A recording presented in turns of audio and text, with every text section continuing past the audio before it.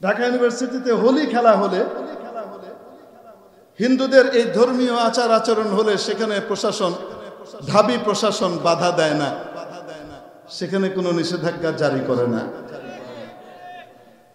সেখানে শিখদের পূজা হলেও কোনো রকমের নিষেধাজ্ঞা জারি করে না। আমরাও বলি খুবই ভালো কথা, ঠিক কি ঠিক না? আমরাও জারি করতে বলি না। কিন্তু ইস্তেসকার জন্য যখন মুসলমান নামাজ পড়তে চায়, আল্লাহর কাছে পানি চাবার জন্য যখন অনুমতি চায়, তখন ঢাবি প্রশাসন বাধা দেয়। বোঝা গেল অপরাধ এবং আল্লাহর অবদ্ধতাকে রাষ্ট্রীয়করণ করা হয়েছে। তাপ প্রবাহের মধ্যে ঘাটতি আসছে না, তাপমাত্রা কমছে না। কেন? তাপমাত্রা কমে নাই। তাপমাত্রা যতক্ষণ না কমবে, তাপমাত্রাও ততক্ষণ কমবে না। মাথায় রাখতে হবে।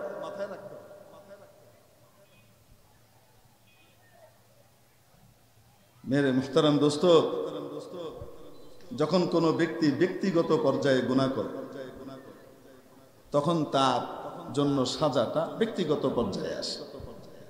যখন গুনাহটা সামাজিক হয় এবং সমাজ সেটাকে মেনে নেয়, প্রমোট করে, তখন আযাবটা কিন্তু সামাজিকভাবে আসে।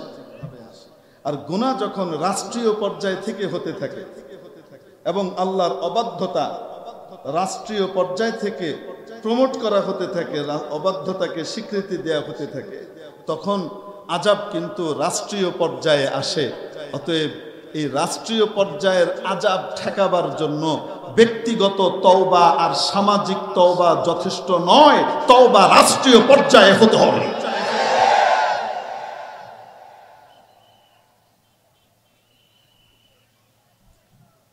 সমকামিতাকে প্রমোট করবার জন্য যখন ব্যবস্থা করে দেওয়া হয়,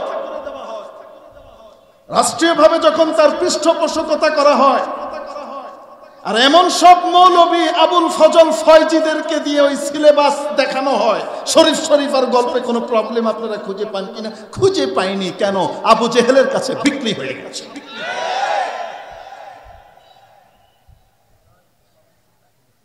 যে শিক্ষা বেপরদাকে প্রমোট করে, হারাম কাজকে প্রমোট করে, সমকামিতাকে প্রমোট করে এবং সুযোগ করে দেয়, রাস্তা করে দেয়, এরকম শিক্ষা ব্যবস্থা জাতীয় পর্যায়ে থাকা অবস্থায় রহমতের বৃষ্টি আসতে পারে না।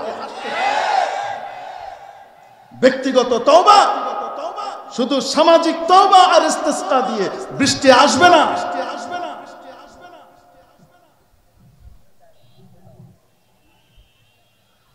আমরা কোন ধর্মের আচার আচরণ পালনে বিরোধী নই। আমাদের এই বাংলাদেশ গণতান্ত্রিক দেশ। এই দেশে প্রত্যেক ধর্মের অনুসারীরা তাদের ধর্মীয় আচরণ যেগুলো আছে সেগুলো তারা স্বাধীনভাবে পালন করতে পারে, ঠিক কি ঠিক না? আজ পর্যন্ত কোনোদিন দেখেছেন হিন্দুদের কালী পূজা, সরস্বতী পূজা, তারপরে শ্মশান পূজা ইত্যাদির সময় আলেম ওলামারা, মাওলানা সাহেবরা, তৌহিদি জনতা রাস্তায় নেমে বাধা দিয়েছে, না পূজা করতে দেওয়া হবে না? আজ পর্যন্ত দেখেছেন? করছে কি করছে না? করছে। এদেশে এটা অবারিত। এদেশের জাতি, এদেশের সমাজ এভাবেই অভ্যস্ত যে সাম্প্রদায়িক সম্প্রীতির উপরেই তারা বিদ্যমান। মেরে মুহতারাম দোস্ত, বৌদ্ধরা তাদের আচার আচরণ পালন করছে না, ধর্মীয় আচার বিচার। শিখরা পালন করছে না, বলেন না কেন? মাশাআল্লাহ, ঢাকা ইউনিভার্সিটিতে সবগুলোই হচ্ছে। ঢাকা ইউনিভার্সিটিতে হোলি খেলা হলে, হিন্দুদের এই ধর্মীয় আচার আচরণ হলে সেখানে প্রশাসন, ঢাবি প্রশাসন বাধা দেয় না, সেখানে কোনো নিষেধাজ্ঞা জারি করে না। সেখানে শিখদের পূজা হলেও কোনো রকমের নিষেধাজ্ঞা জারি করে না। আমরাও বলি খুবই ভালো কথা, ঠিক কি ঠিক না? আমরাও জারি করতে বলি না। কিন্তু ইস্তেসকার জন্য যখন মুসলমান নামাজ পড়তে চায়, আল্লাহর কাছে পানি চাবার জন্য যখন অনুমতি চায়, তখন ঢাবি প্রশাসন বাধা দেয়। বোঝা গেল অপরাধ এবং আল্লাহর অবদ্ধতাকে রাষ্ট্রীয়করণ করা হয়েছে।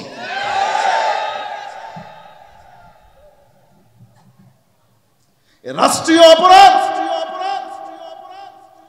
এটার দায় মুক্তি শুধুমাত্র ব্যক্তি এবং সামাজিক তওবার দ্বারা হবে না, রাষ্ট্রীয় পর্যায়ের তওবা লাগবে, না হলে হবে না।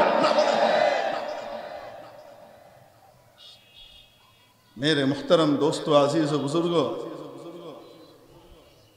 अफसोस लगे